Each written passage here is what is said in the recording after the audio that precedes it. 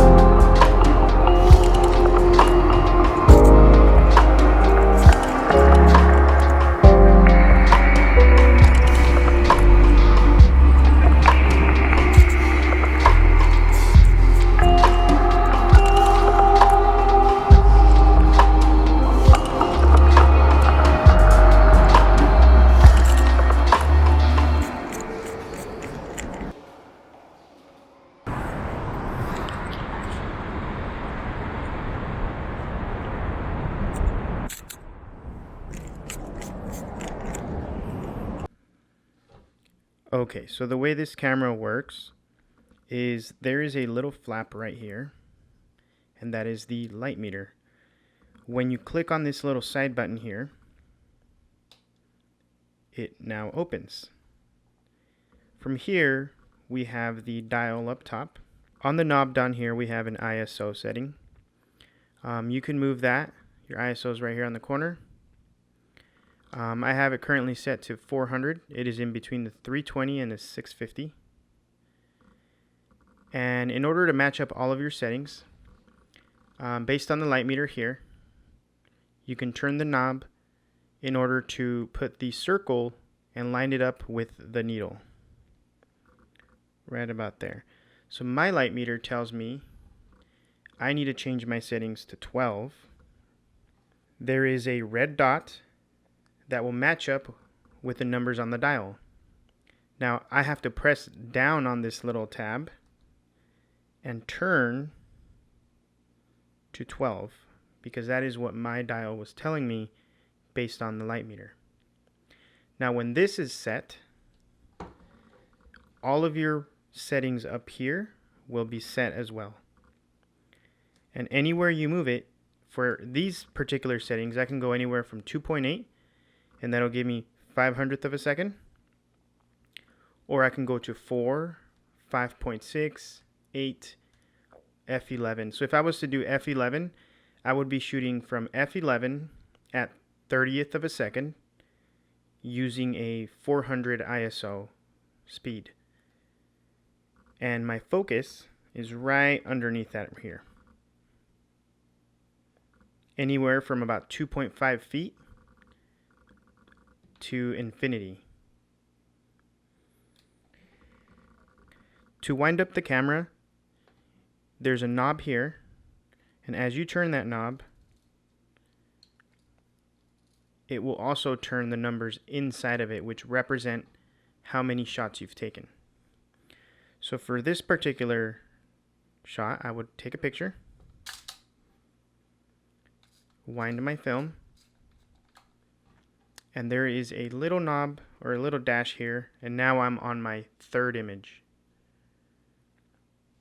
To reset that little dial, you simply put your two thumbs on the little riveted part here and just spin and reset it to 0. This lens comes off by pressing up on this red button here. You grab the lens, you twist it counterclockwise, and you can pop it out. And this is the current lens that's on there now. Okay, so my first impressions of the camera is a solid, I want to say about 5 out of 10. Now, I did like the way the pictures came out, but I feel like the focus was always off. This camera did a lot better in close-ups. For example, in the image of the bench, that was in perfect focus, and that looked great. Other images, like bridges and faraway objects, it didn't do so well. It was pretty soft, and it was not in focus. So I'm going to give it a 5 out of 10. Now, the roll of film that I ran through here was this Kodak 400. I don't know if you can see that, and it'll zoom in. I ran a Kodak 400 through this, and I did take a total of 36 shots. As you saw, I didn't put all 36, but I only put some of the best shots that were there. But overall, solid camera.